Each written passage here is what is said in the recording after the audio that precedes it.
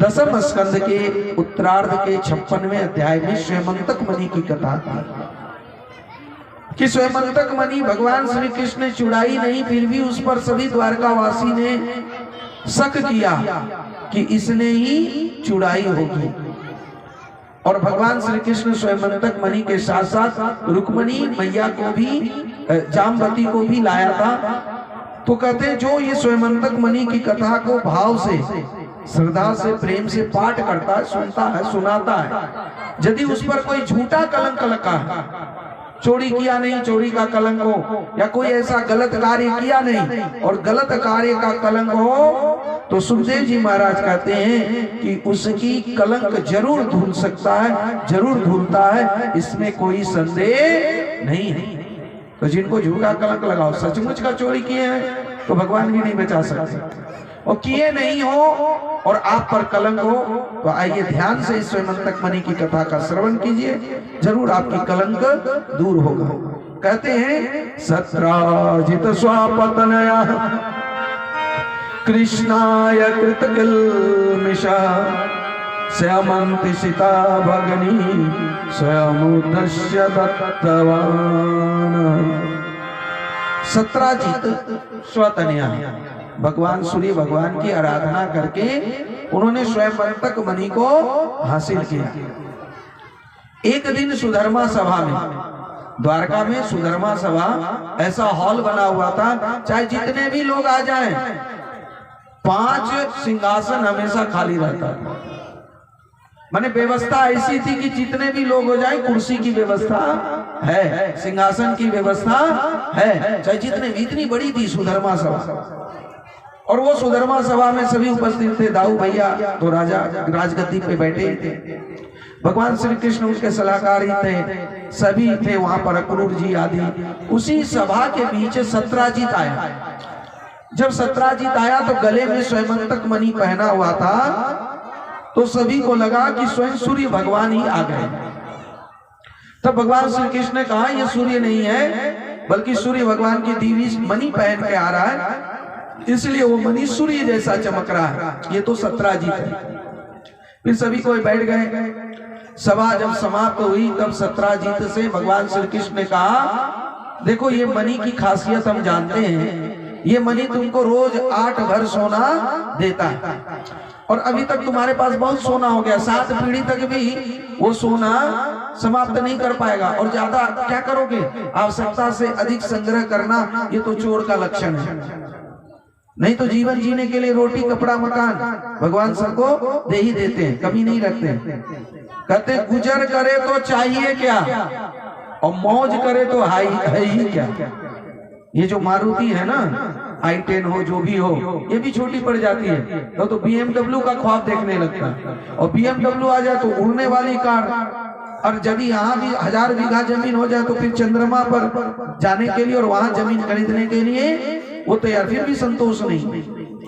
तो कहते हैं गुजर करे तो चाहिए क्या, चाहिए कुछ क्या, गुजर करना तो 3.5 हाथ में ही तो सोना है।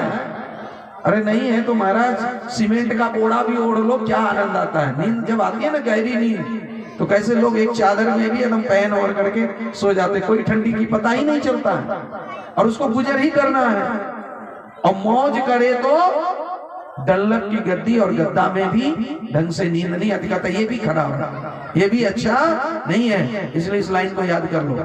गुजर करना है कि मौज करना है, और मौज कभी पूरी नहीं होती है, और गुजर तो कहीं भी किसी भी तरह हो ही जाती है। गुजर करे तो चाहिए क्या, और मौज करे तो है ही क्या। अब इधर सत्राजित को समझाया कि तुम्हारे पास तो बहुत है, और आवश्यकता से अधिक हो तो जिसके पास नहीं है उसको बांटना चाहिए, सेवा में लगाना चाहिए। एक काम करो, ये मणि तुम राज खजाने में दे दो, और इससे गरीबों और प्रजा का भलाई होगा। सर्वजन हिताय सर्वजन सुखाय, ये आज भी तो गवर्नमेंट का रूल है। जैसे आपका जमीन के नीचे पता चल जाए कि तेल है, कोयला है, सोना है, चांदी है, तो आप सरकार पे ये दावा नहीं कर सकते ये सब मेरा है, ये मेरा 10 बीघा का प्लॉट है, यहाँ का नीचे का जो कोयला है या तेल है या सोना चांदी है मेरा है। नहीं भाई, जमीन आपका है, जमीन का कीमत है 4 गुना ले लो, पर जमीन के नीचे का जो है वो सबका हक है, वो सरकार की संपत्ति है। अब मना नहीं कर सकते, संविधान में ये लिखा हुआ है। यदि उसमें देश की गांव की भलाई होगी तो आपका घर तोड़ा जाएगा, उसके बदले में आपको स्थापना किया जाएगा। आज भी बहुत जगह कॉरिडोर बन रहे हैं और उनको मकान का पैसा दिया जा रहा है, या 4 लेन बन रहा है, दिया जा रहा है। आप ना नहीं कर सकते, हमारी जमीन हम नहीं देंगे, एकदम हठधर्मिता कर ही नहीं सकते। सुप्रीम कोर्ट से ऑर्डर आएगा और जेल की चक्की पीसना पड़ेगा, क्योंकि जहां 10 आदमी की भलाई है वहां एक आदमी की नहीं सोची जाती है। यदि एक आदमी की मृत्यु से 1000 आदमी बचता हो तो वहां फिर पाप नहीं होता। जहां एक गांव के जलने से 1000 गांव की जलने की रक्षा होती हो वहां भी अधर्म नहीं होता। पर हम लोग कभी कभी लकीर के फकीर हो जाते हैं। हम लोग गुलाम बनने का, अंग्रेजों के हाथ में गुलाम बनने का कारण एक था, राजपूत लोग बहुत लड़ने में पहले माहिर थे, पर वो लोग हिंदू धर्म में कट्टर थे, गौ सेवा करते थे। अंग्रेज क्या करते थे, जब युद्ध करने जाते थे ना तो सामने गाय ला देता था। अब सामने गाय को कैसे मारेंगे, गाय की हत्या ना हो, इसलिए वो उधर से वार नहीं करता था, ये इधर से तोप से गोला बंदूक ये चला देता था, और उधर जो है हिंदू की सेना मर जाती थी, और धीरे धीरे अंग्रेज जो है कब्जा करते चला गया। भाई यदि हमारे 10 गाय मरने से, 100 गाय मरने से यदि 1000 लोगों की प्राण की रक्षा होती है तो फिर इसमें कोई पाप नहीं है। इसको देखना चाहिए। नहीं तो कई लोग बड़ा अमली उठाते हैं अपनी सनातन धर्म पर। और ये जालंधर को क्या पड़ा था कि वृंदा के यहाँ चली गई, उसका सतीत्व भंग किया, ये भगवान विष्णु ने ठीक नहीं किया। अरे यदि एक की सतीत्व का नष्ट करके हजारों सैकड़ों नारियों का सतीत्व की रक्षा होती हो तो फिर एक के सतीत्व नष्ट में कोई पाप है ही नहीं, क्योंकि उसके सतीत्व के बल पर जालंधर न जाने कितने सतियों का सतीत्व नष्ट कर रहा था, और उसको कोई पराजित ही नहीं कर पा रहा था जालंधर को। तब भगवान विष्णु को ये कदम उठानी पड़ी कि उसके सतीत्व के बल पर जालंधर इस तरह का अत्याचार कर रहा है, तो सबसे पहले इसका जो पावर जुड़ा हुआ उस पावर को कट करो। तो क्या भगवान ने गलत किया? पर हम जो है अपने हिसाब से नाप तौल शुरू कर देते हैं। अरे जो हमारे वेदों में लिखा है, पुराणों में लिखा है, कोई पी खा करके ऐसे नहीं लिख दिया, उसके पीछे बहुत गहरा राज है, तात्पर्य है, जो हमें शायद समझ में नहीं आता है। इसका मतलब ये नहीं कि हम जितना समझते हैं उतना ही सही है, और नहीं समझते हैं तो सब गलत है, ऐसा नहीं है। गहराई से विचार करना चाहिए।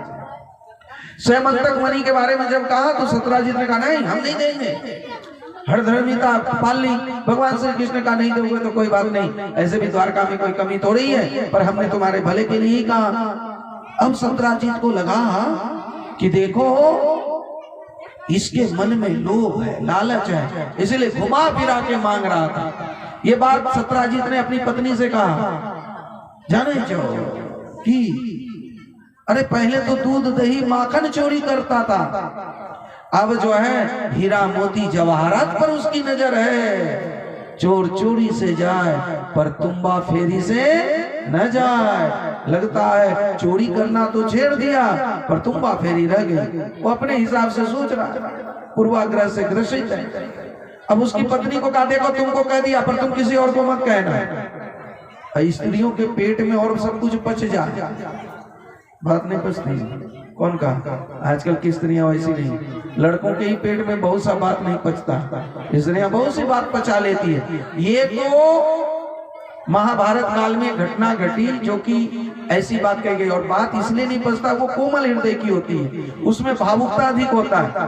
भगवान ने ऐसा हार्मोनल बनाया है, पुरुषों का कुछ हार्मोन अलग है, स्त्रियों का अलग है, और यदि पुरुषों में भी वो हार्मोन चेंज हो जाता है तो देखो कई कई पुरुष स्त्री वाली चाल चलन भाव ये सब आ जाता है, और कभी कभी स्त्रियों में वो हार्मोनल चेंज आता है तो स्त्रियों में भी स्त्रैन ऊर्जा कम हो जाती है और पुरुष वाली ऊर्जा आ जाती है। लड़ना भिड़ना कूदना हिम्मत उतना तो पुरुषों में भी नहीं होता है, तो सभी स्त्रियां नहीं होती है, पर हाँ ज्यादातर ऐसा ही होता है, क्योंकि उसका हार्मोन ही ऐसा है कि उसके हृदय भावुकता होती है, कोमल होता है। थोड़ा सा उसको आदर दो, मान दो, सम्मान दो तो आप पर वो जान छिड़क देगी, और जहां उसके आत्मसम्मान में चोट पहुंचा तो समझ लेना काली रणचंडी बनने में भी देर नहीं लगता है। इसलिए स्त्रियों का हृदय बड़ा कोमल और भावुक होता है। कहा देखो तुमको बता दिया, पर तुम किसी और को मत बताना। वो कहा नहीं नहीं हम थोड़ी बोले। पर क्या हुआ, रोक ही नहीं पाई। वह तो फिर गई दूसरे के यहाँ और क्या कहा कि जानते हो आजकल कृष्ण हमारे पति से ऐसे बात कर रहे थे, वह स्वयंतक मणि लेना चाहता था। हम तो रास बोल रही हो आप नो जानी का तो के करो नहीं बोले, नहीं नहीं हम कभी बोलवे। अब वो तो बोल दिया। और सबका अपना कोई कोई गहरा होता है, कोई बात आज तक छुपा नहीं, सबका कोई ना कोई अपना होता है। यहाँ तक कि पति का भी कोई अपना होता है कि हमारी पत्नी ऐसा बोल रहा था, वो सब गुप्त बात किसी न किसी को बताता है। और पत्नी भी पति का कोई सब गुप्त का उसका भी कोई नजदीक का होता है और बताता। जब तक न पता है तो उसको चैन ही नहीं मिलता। इसलिए कोई बात छिप के नहीं रह सकता है। इसलिए बहुत गुप्त बात हो तो पत्नी को भी जल्दी नहीं बताएंगे। तो पत्नी को नहीं बताएंगे तो किसको बताएंगे।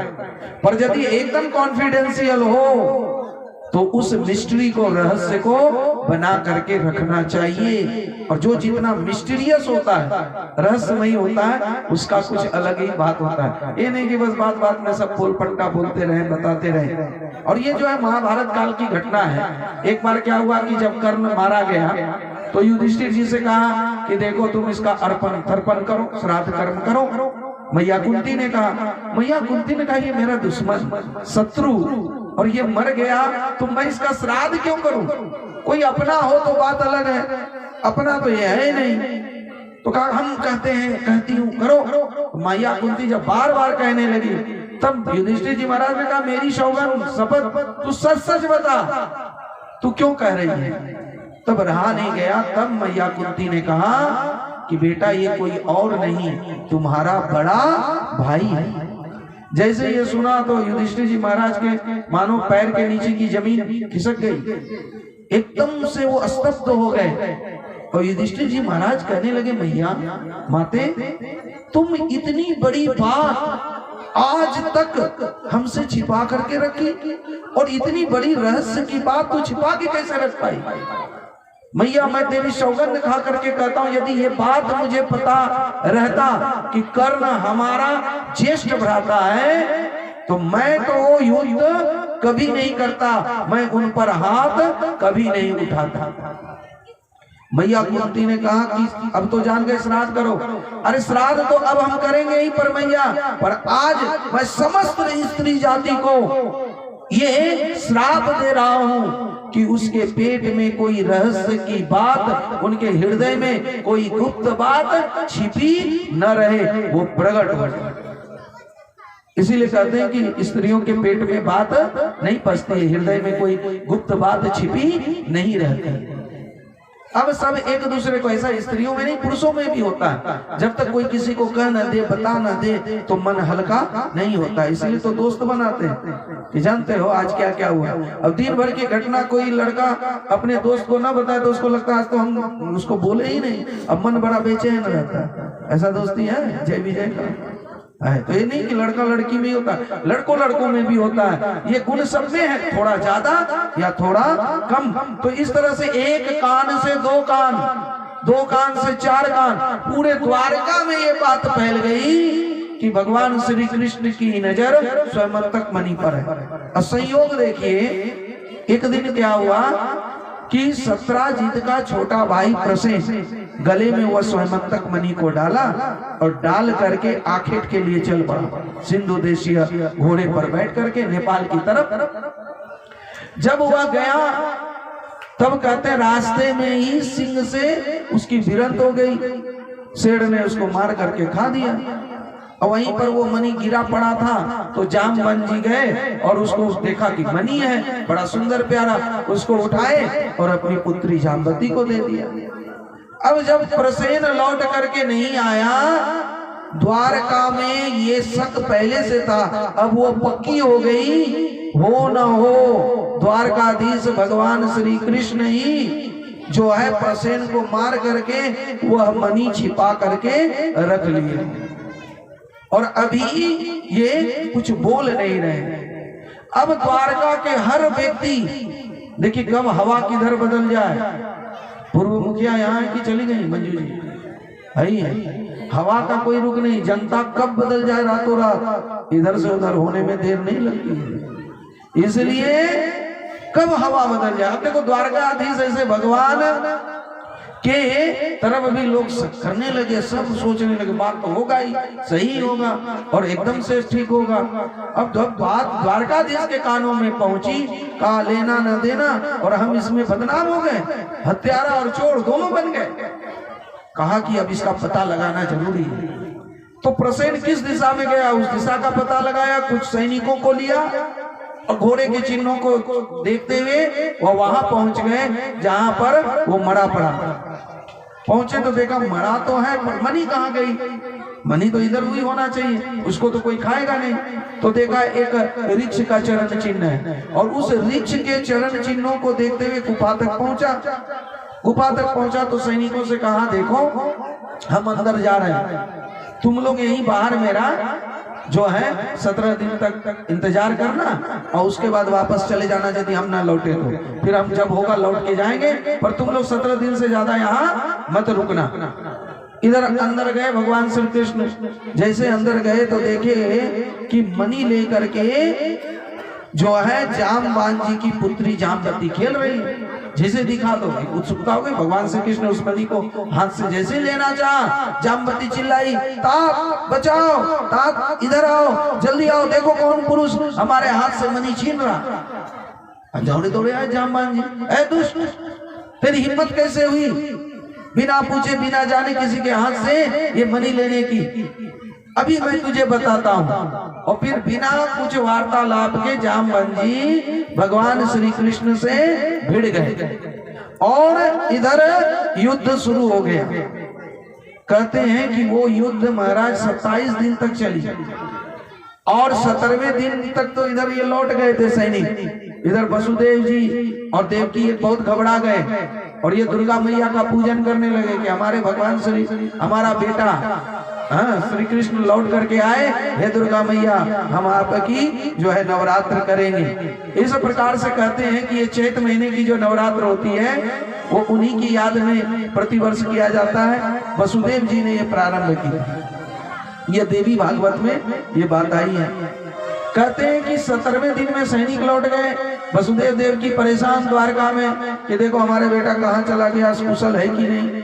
और इधर जामवान से युद्ध होते होते जब 27 दिन हो गया, जामवान जी तुरंत भगवान श्री कृष्ण के चरणों में गिर पड़े, और गिर करके कहने लगे प्रभु हमें क्षमा कर दीजिए, हमको पहचानने में देर हो गई, और हम ऐसे जो है दुष्ट भक्त हैं कि आपको पहचान नहीं पाए।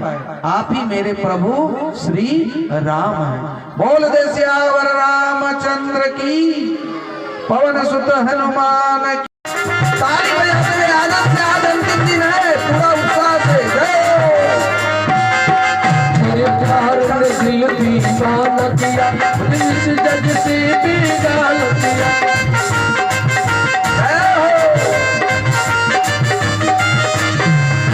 प्यार में दिल दीवाना किया, मुझे इस जग से बेगाल किया।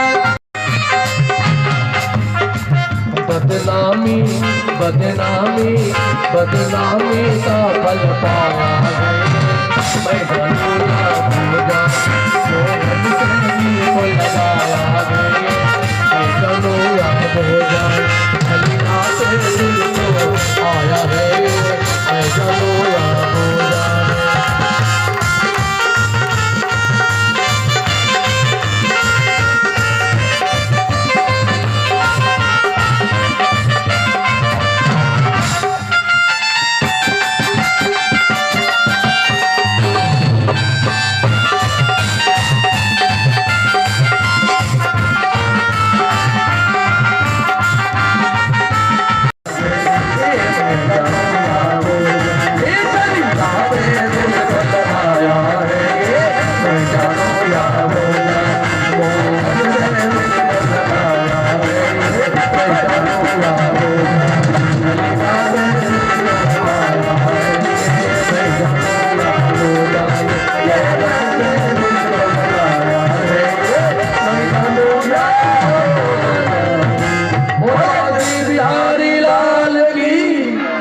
कृष्णचंद्र भगवान की, वृंदावन बिहारी लाल की।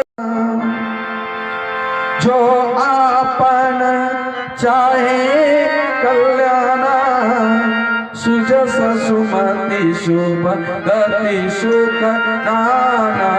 राम सिया राम सिया राम जय जय राम।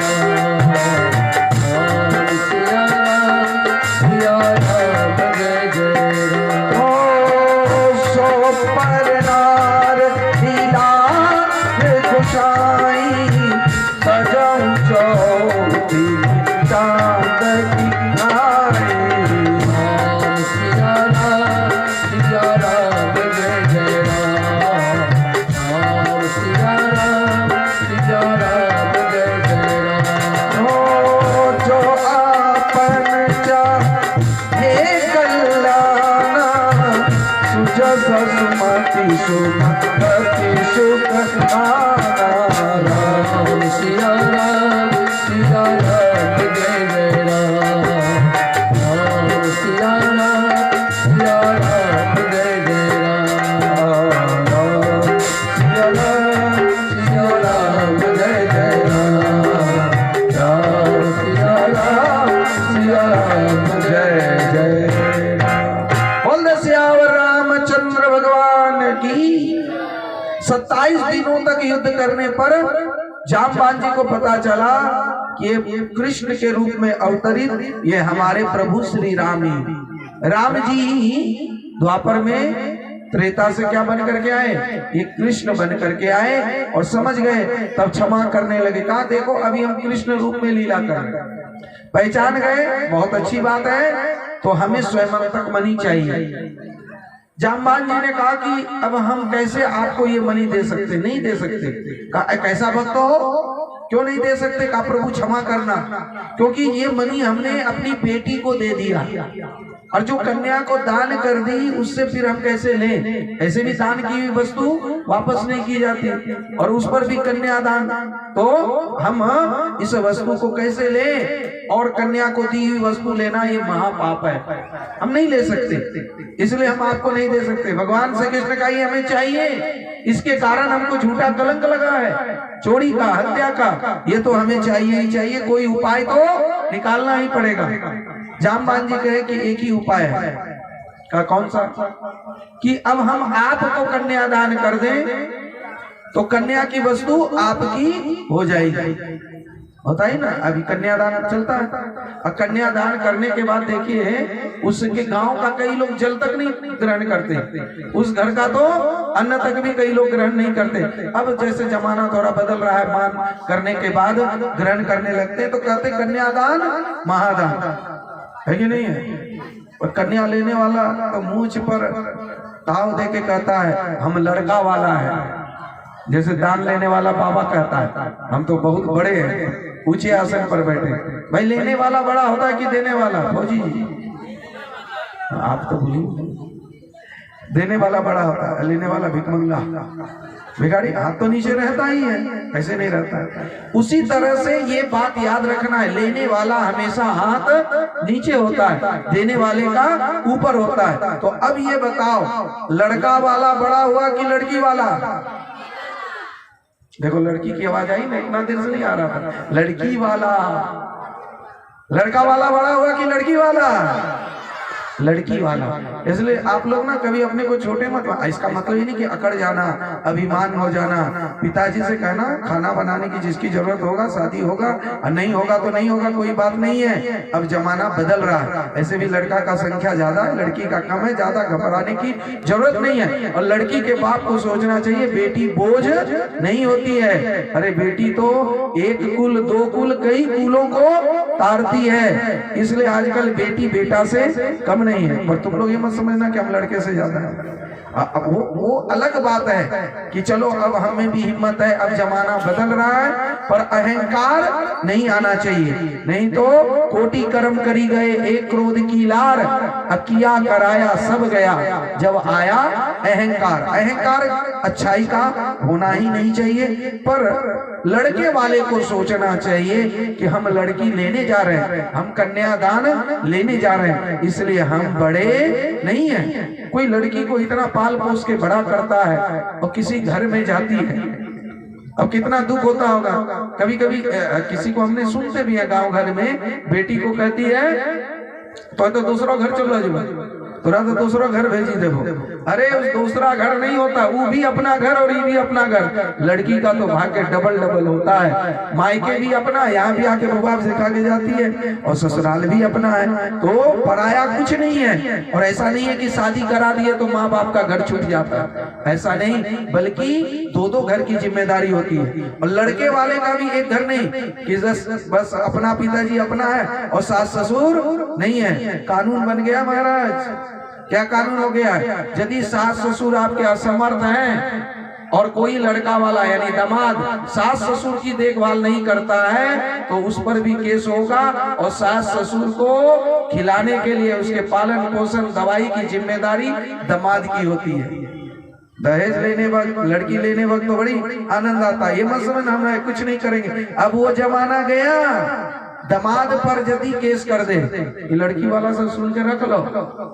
यदि कोई कहे ना बाप से तो कहे कैसे करवा देंगे, हमारा बाप खा नहीं रहा है और तुम यहाँ पर इतना हो या नौकरी कर रहा हो तो हर्जाना देना पड़ जाएगा, क्योंकि वो भी पिता है और अपना भी पिता है। कोई बेटा कहे कि नहीं देंगे तो पिता का पूरा हक है जायदाद से बेदखल करने का, और बेटे पर केस करता है तो बेटे को भरण पोषण अपने पिता का भी करना पड़ेगा और साथ में सास ससुर का भी उस पर हक है। इसलिए बड़ी मर्यादा से चलना, अभिमान कभी नहीं करना।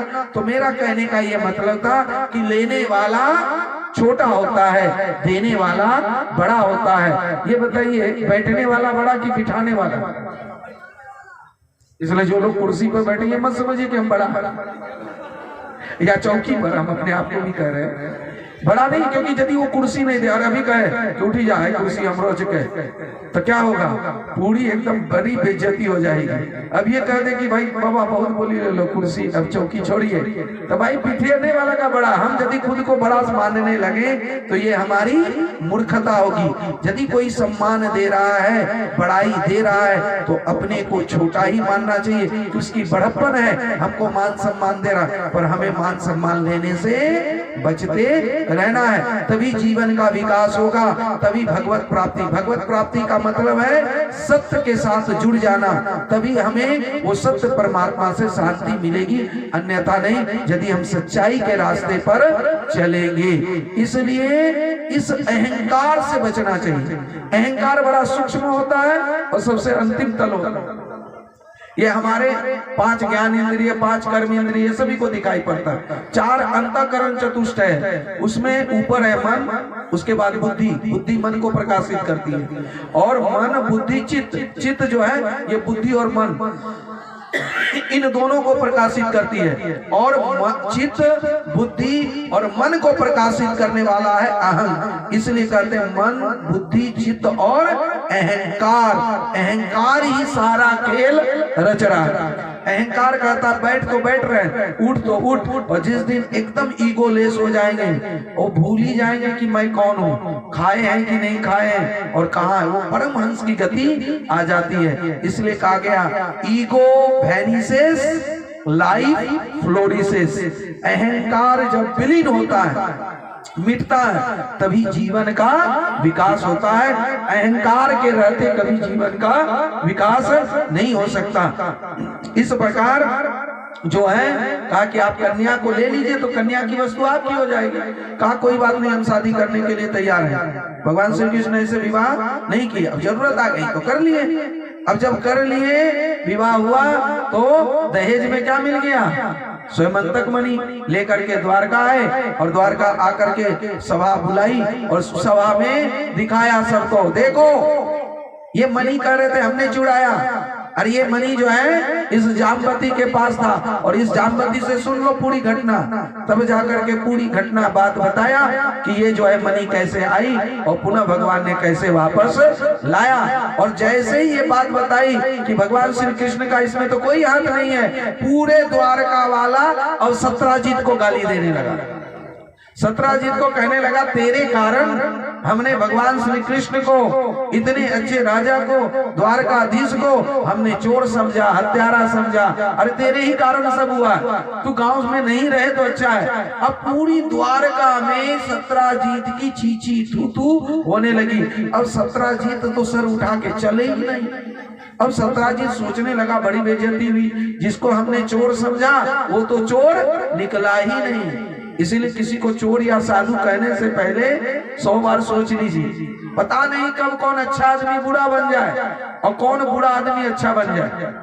एक बार ऐसे स्वर्ग में एक व्यक्ति मर करके गया तो धर्मराज से पूछा कि हमारे टोला में, विनोबा में सबसे बुरा व्यक्ति कौन है?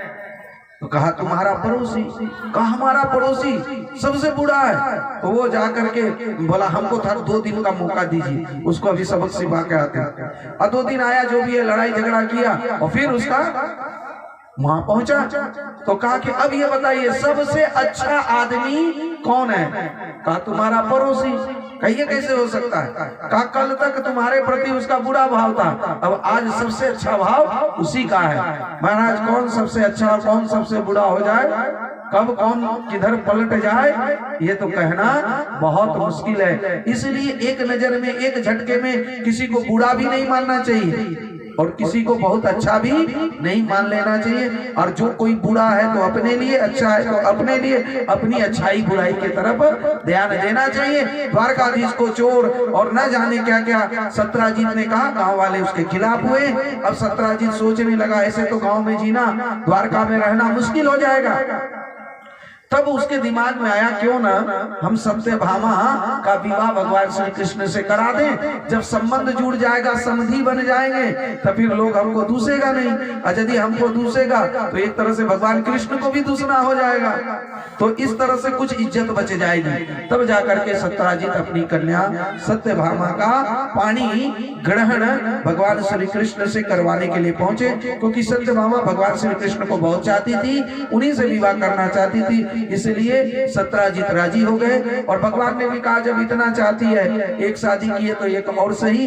और इस प्रकार से सत्यभामा को भी सत्यभामा की शरणागति को स्वीकार की। बोले मैया सत्यभामा की, मैया सत्यभामा की।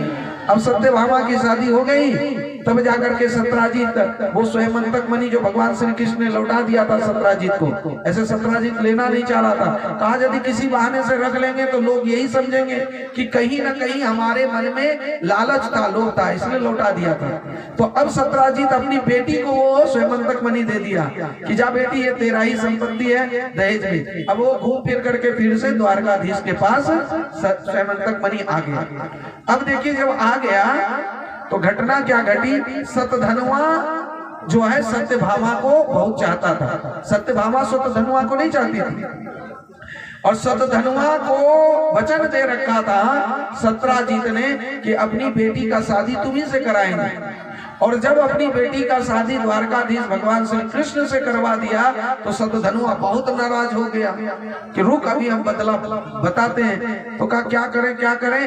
तो स्वयंतक मणि जो सत्यभामा रखती थी, उसी स्वयंतक मणि को एक दिन जा करके मीठा मीठा बोल करके महल में प्रवेश करके उस मणि को ही चुरा लिया और चुपके से चुराया, चोरी करके भागा। जब चला गया तब जाकर के सत्यभामा को पता चला मणि तो है ही नहीं। भगवान श्री कृष्ण को पता चला। भगवान श्री कृष्ण और दाऊ भैया जो है सतधनुआ का पीछा की। सतधनुआ का पीछा करते हुए जब सतधनुआ को पकड़ा तो उसके पास मणि मिला ही नहीं। अब दाऊ भैया को शंका हुआ कि मणि गया तो कहाँ गया।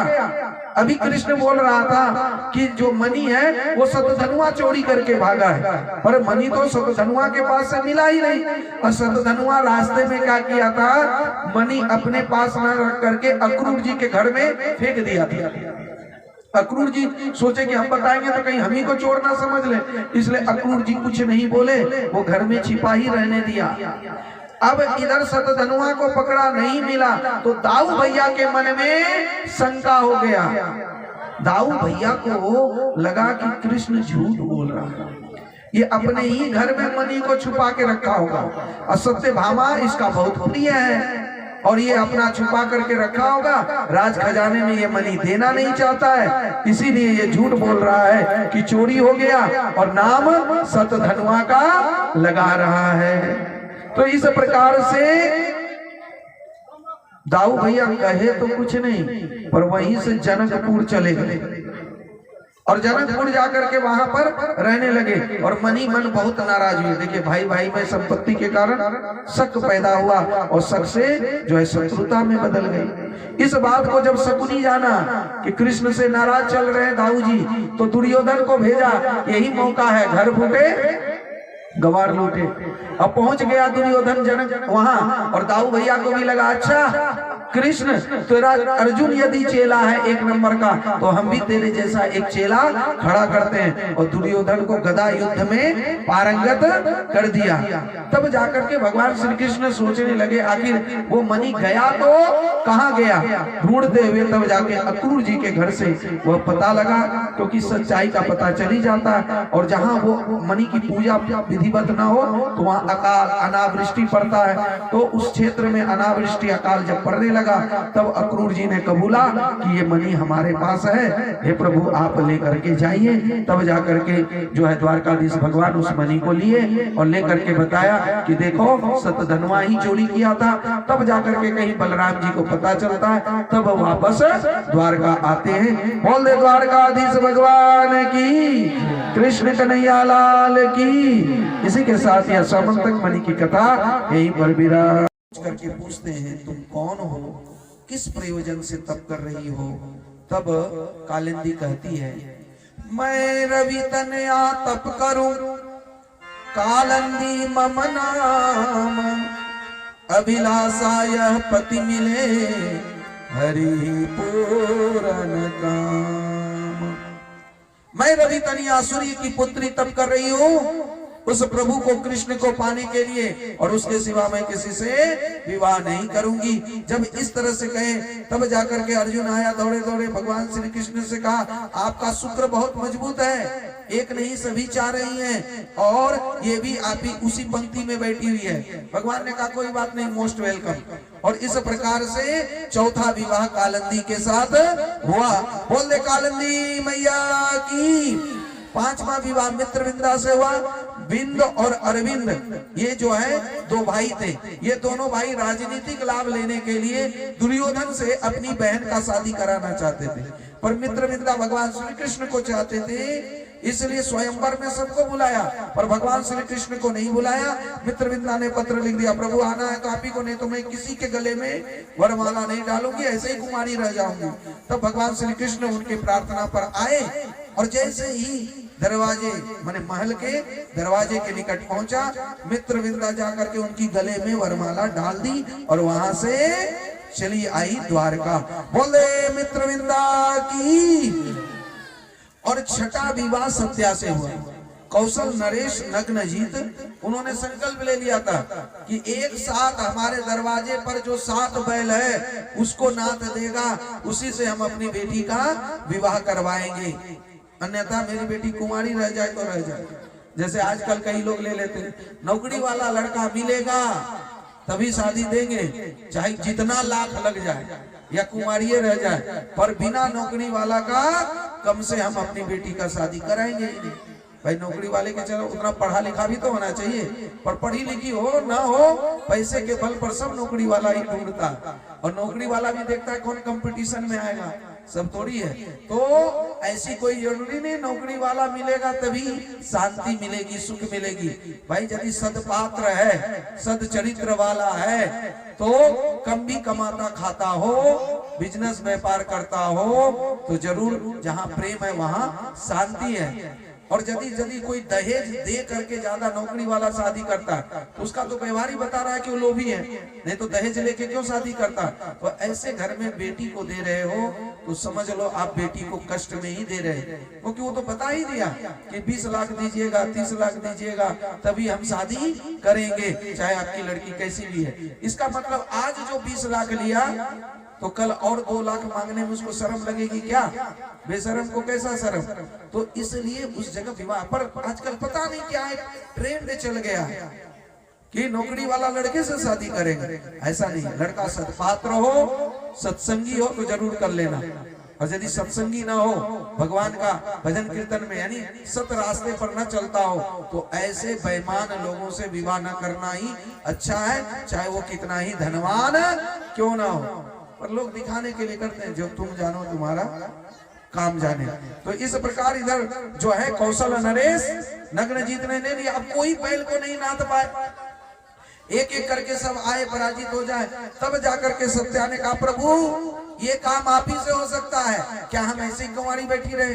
आज तक इतने वर्ष बीत गए, कोई 7 बैल को एक साथ नहीं नाथ पाया, इसलिए आप हमारा उद्धार करो प्रभु, हम आपके शरणागत हैं। तब भगवान आए, 7 रूप लेकर के 7 बैल को एक साथ नाथ दिए और सत्या का पानी ग्रहण किए। बोल दे सत्या मैया की, सत्या मैया की। और 7वां विवाह लक्ष्य भेदन करके लक्ष्मणा के साथ हुआ, और 8वां विवाह वसुदेव जी की बहन श्रुतकीर्ति की बेटी थी भद्रा, उससे हुआ। तो श्रुतकीर्ति कौन हुई? भगवान श्री कृष्ण की बुआ, और बुआ की बेटी से ही 8वां विवाह हुआ। दक्षिण भारत में आज भी अपने में ही शादी होती है, क्योंकि अपना सब पता है कौन कैसा है, नहीं है, किस तरह का है, और अपना अपने में सलट लेंगे, और बाहर वाला पता नहीं कैसा हो ना हो। तो आज भी ऐसा है। तो उसमें देखो लाभ हानि हर चीज में है, कोई ऐसा चीज नहीं है जिसमें लाभ ही लाभ हो या हानि ही हानि हो। ये अपने अपना विचार है, अपनी अपनी दृष्टि है, दृष्टि रेवा सृष्टि। तो इस प्रकार श्रुतकीर्ति भगवान श्री कृष्ण को बहुत चाहती थी। सोचा ऐसे तो आएंगे नहीं, और वो मथुरा में ही रह गई थी, तो सोचा द्वारका से यदि आए तो अपनी बेटी का शादी करा देंगे, तो कभी न कभी इसी बहाने यहाँ तो भेंट मुलाकात हो जाएगी। तो अपनी बेटी भद्रा का विवाह भगवान श्री कृष्ण से करवाया। इस तरह से 8 विवाह हुए, और 16,100 विवाह भगवान का एक साथ हुआ। कहते हैं भौमासुर, जिसको हम लोग नरकासुर के नाम से भी जानते हैं, वो जहां जाता स्त्रियों का हरण करके लाता, कुमारी कन्याओं का हरण करके लाता, और कैद खाने में डाल देता। कैद खाने में डाल करके उसने संकल्प लिया कि जब 1 लाख होगा तो 1 लाख स्त्रियों के साथ मैं विवाह करूंगा, इसलिए उसका नाम भौमासुर पड़ा। जिसको 200 बीघा हो जाता 300 के चक्कर में, और 900 हो जाए तो 1000 के चक्कर में, और 1000 हो जाए तो लाख के चक्कर में, और उसको तो ये लगता है पूरा दुनिया का ही धरती मेरा हो जाए। और जो ऐसी सोच रखता वो भौमासुर है। और भौमासुर हम सब भी है कि पूरा दुनिया मेरी मुट्ठी में हो जाए। अरे भाई कोई नहीं कर सका तो हम आप कहां से कर लेंगे? इसलिए भौमासुर की गति क्या होती है देख लो। उसकी भी थी 1 लाख से करेंगे। 16,100 को कैद खाने में डाल रखा था।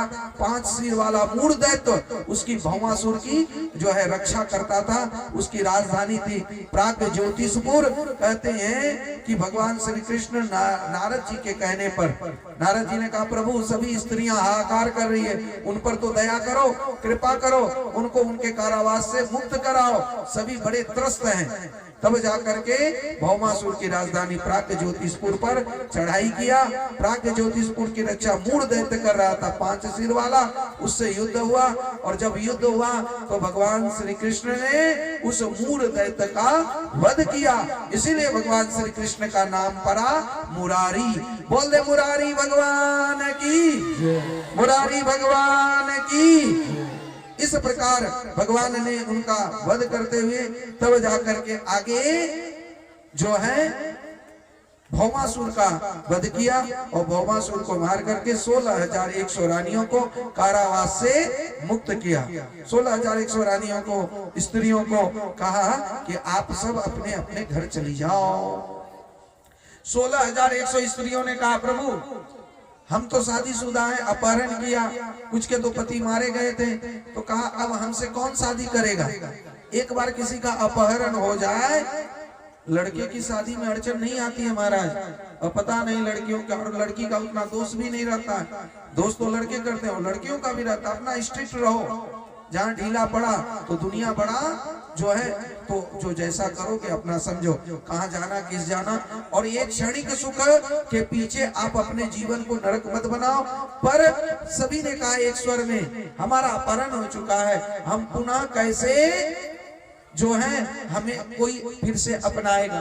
कुमारी कन्या भी यही करने लगी, इसलिए सभी हाथ जोड़ करके एक स्वर में यही कहा, प्रभु आप शरणागत वत्सल हो, आप सबको शरण देने वाले हो, आप जैसे रखोगे हम रह जाएंगे, क्योंकि आप जो है पुरुषों में पुरुषोत्तम हो। इसलिए हे प्रभु आप हमें स्वीकार करें, हम आपके चरणों में रह लेंगे। सभी स्त्रियों ने जब ये प्रार्थना की तब भगवान एक साथ उतने रूप लेकर के सबके साथ विवाह किए और सबको जो है उसी तरह एक तरह का महल बना दिए और सब उसमें रहने लगे। सबसे जो है 10-10 पुत्र और एक पुत्री हुआ। इस तरह करते उस समय 16,1,61,080 और सब पर 10-10 शिक्षक रहा। तो कुल उस समय आबादी शिक्षक और बेटा बेटी ये सब लेकर के 1,77,188 और कहते हैं उस समय और सैनिक घोड़े ये सब मिला करके, सैनिक आदि मिला करके उस समय द्वारका की आबादी 56 करोड़ हो गई थी और इतनी बड़ी द्वारका नगरी थी। आज भी द्वारका नगरी समुद्र के नीचे है और वो मंदिर समुद्र के नीचे पड़ा हुआ है। अभी एक पनडुब्बी बन रहा है, पता है आप लोगों को? मोबाइल पे देखे हो? नहीं देखे हो तो हमसे जान लो, सुन लो। वो पनडुब्बी बन रहा, वो पनडुब्बी नीचे ले जाएगा और उस द्वारका नगरी का, उस मंदिर का दर्शन कराएगा। खर्च थोड़ा ज्यादा ही आएगा। तो जो लोग के पास पैसा है वो द्वारका में अभी जो देख रहे हैं वो मंदिर वास्तविक भेंट द्वारका की नहीं, वो भेंट द्वारका में और समुद्र के नीचे मंदिर है, वहां अभी कोई नहीं जा पाता। पर उसके लिए पनडुब्बी अभी बन चुका है, वो कुछ ही दिनों में जो है, कुछ ही समयों में वो शुरू हो जाएगा। अब तो कई लोग तो कहते नहीं सब तीर्थ यही है। अरे कभी कभी सैर भी कर लिया करो, सैर कर दुनिया की गाफिल जिंदगानी फिर कहा, और जिंदगानी घर बच रही तो नौजवानी फिर कहा। यदि किसी को जाना हो तो सुदाम जी से और मनोज जी, टुनटुन जी से संपर्क कर ले, क्योंकि 22 फरवरी को वृंदावन की यात्रा बिल्कुल पक्की हो रही है। और जो पहले आएंगे उनको पहले सीट मिलेगा और जो पहले नहीं बोलेंगे पहले से उनको पीछे। हो सकता है लोग बाद में विचार बनाते हैं, तब तक सीट फुल हो जाता है और बस से जा रहे हैं बिल्कुल भजन कीर्तन राधे राधे करते हुए। तो आइए हम लोग भी भगवान श्री कृष्ण से प्रार्थना करें। क्या प्रार्थना करें? प्रभु हम भी शरणागत हैं, स्वीकार करो तो जाने, अब हमें पतित से पावन, सरकार करो तो जाने। प्रभु हम भी शरणागत हैं, स्वीकार करो तो जाने, अब हमें पतित से पावन, सरकार करे तो जाने।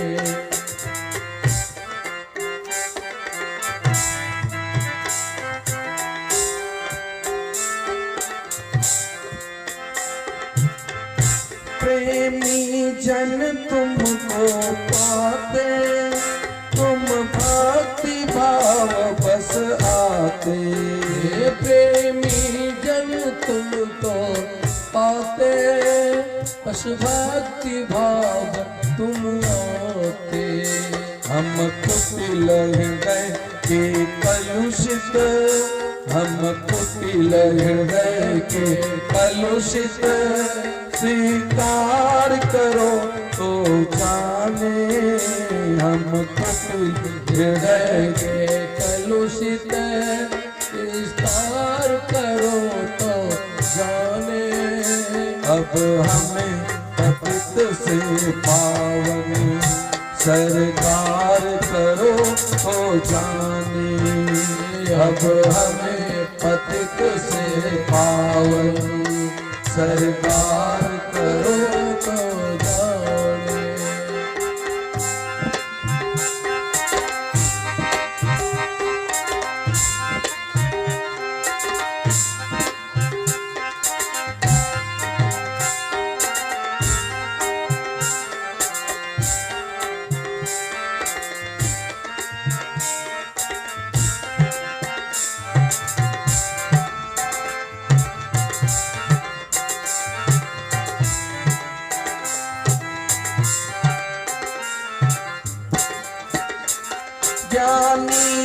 तुम में तन्मय है, ज्ञानी भी तुम में लय है। ज्ञानी तुझ में तन्मय है, ज्ञानी तुझ में लय है। हम अज्ञानी चंचल चित, हम अज्ञानी चंचल चित, उपचार करो तो जाने, उपचार करो तो जाने। अब हमें पतित से पावन, सरकार करो तो जाने। अब हमें पतित से पावन, सरकार करो तो जाने। प्रभु हम भी शरणागत हैं, स्वीकार करो तो जाने। प्रभु हम भी शरणागत गए, स्वीकार करो तो जाने। अब हमें पद से पावन, सरकार करो तो जाने। अब हमें पतित से पावन, सरकार करो तो जाने।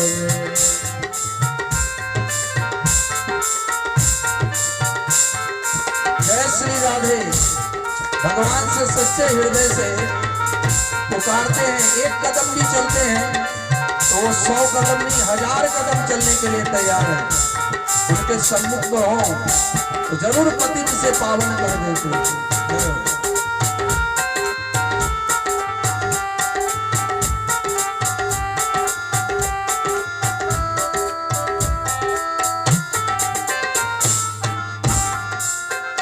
क्या मुखले विनय सुनाए, हम कैसे तुमको पाए। इस मुखले विनय सुनाए, हम कैसे तुमको पाए। अगणित अपराध किए हैं, अगणित अपराध किए हैं। उद्धार करो तो जाने, अगणित अपराध किए हैं।